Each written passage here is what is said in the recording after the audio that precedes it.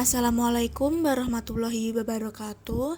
Halo teman-teman, kembali lagi dalam mata perkuliahan Psikologi Pendidikan.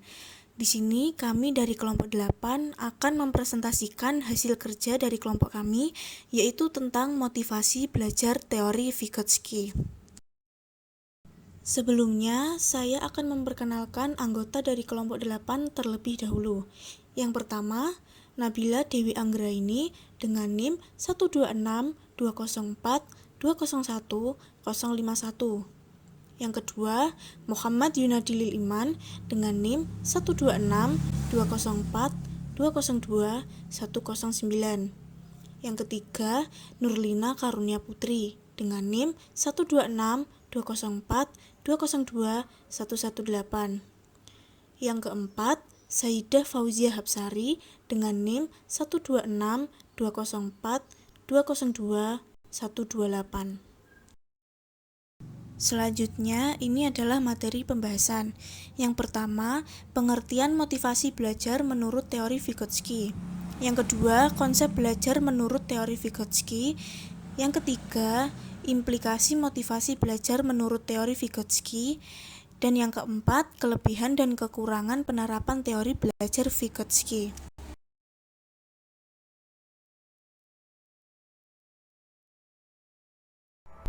Pengertian motivasi belajar menurut teori Vygotsky. Teori Vygotsky menekankan bahwa perkembangan manusia adalah sesuatu yang tidak boleh dipisahkan dari kegiatan-kegiatan sosial dan budaya. Ia menekankan bagaimana proses-proses perkembangan mental, ingatan, perhatian, dan penalaran, kognitif, afektif, dan psikomotorik seorang anak dipengaruhi oleh sosial budaya yang terjadi di masyarakat. Teori perkembangan kognitif Vygotsky.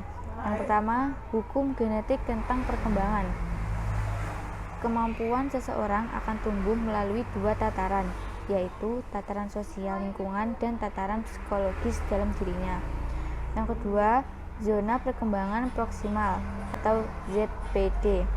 ZPD dibedakan dalam dua tingkat, yaitu tingkat perkembangan aktual dan tingkat perkembangan potensial. Dan yang ketiga, mediasi. Mediasi dibedakan menjadi dua jenis, yaitu media metakognitif dan media kognitif. Tingkat pengetahuan. Yang pertama, scaffolding, berarti upaya pembelajaran yang diberikan kepada siswa agar mencapai keberhasilan pada awal pembelajaran. Yang kedua, konstruktivisme. Konstruktivisme dipandang sebagai pengetahuan dikonstruksi yang dilakukan secara kolaboratif antar individu. Dan yang ketiga, sosial kultural. Vygotsky menekankan interaksi internal dan eksternal pada lingkungan sosial pembelajaran.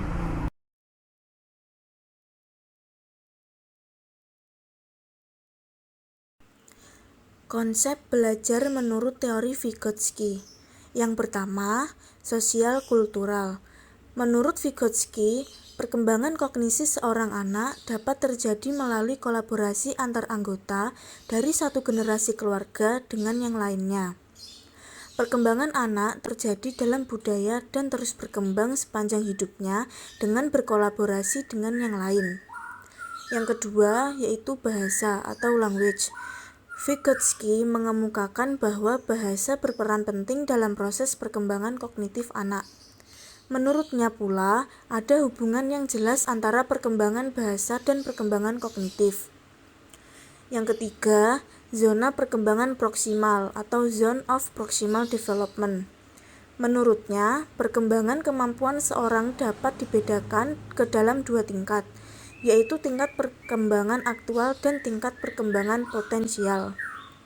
Yang keempat, scaffolding, berarti upaya pembelajaran yang diberikan kepada siswa agar mencapai keberhasilan pada awal pembelajaran. Vygotsky menuliskan bahwa scaffolding merupakan bentuk bantuan yang tepat waktu dan juga harus ditarik tepat waktu.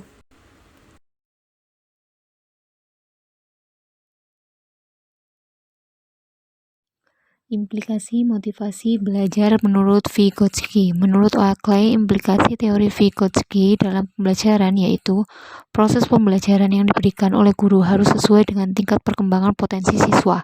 Siswa seharusnya diberikan tugas yang dapat membantu mereka untuk mencapai tingkat perkembangan potensialnya.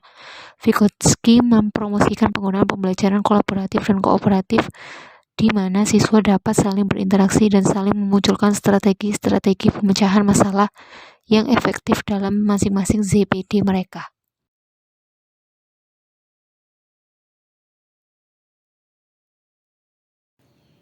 Kelebihan dan kekurangan penerapan teori belajar Vygotsky. Untuk kelebihannya yaitu 1. Anak memperoleh kesempatan yang luas untuk mengembangkan zona perkembangan proksimalnya atau potensinya melalui belajar dan berkembang.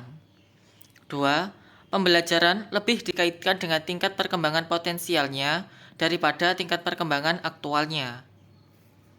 3. Pembelajaran lebih diarahkan pada penggunaan strategi untuk mengembangkan kemampuan internalnya daripada kemampuan intramentalnya. Dan yang terakhir, anak diberi kesempatan yang luas untuk mengintegrasikan pengetahuan deklaratif yang telah dipelajarinya dengan pengetahuan prosedural yang dapat digunakan untuk melakukan tugas-tugas dan memecahkan masalah. Berikutnya, kekurangan teori belajar Vygotsky. 1. Dalam proses belajar, peran guru sebagai pendidik kurang begitu mendukung. 2. Menanamkan agar siswa membangun pengetahuannya sendiri. Hal ini pasti membutuhkan waktu yang lama dan setiap siswa memerlukan penanganan yang berbeda-beda. 3. Siswa mengonstruksi pengetahuannya sendiri dan tidak jarang hasil konstruksi siswa tidak cocok dengan hasil konstruksi para ahli, sehingga menyebabkan miskonsepsi. Dan yang terakhir, situasi dan kondisi setiap sekolah tidak sama, karena tidak semua sekolah memiliki sarana prasarana yang dapat membantu keaktifan dan kreativitas siswa. Sekian presentasi dari kelompok kami. Bila ada kurang lebihnya, mohon dimaafkan. Terima kasih. Wassalamualaikum warahmatullahi wabarakatuh.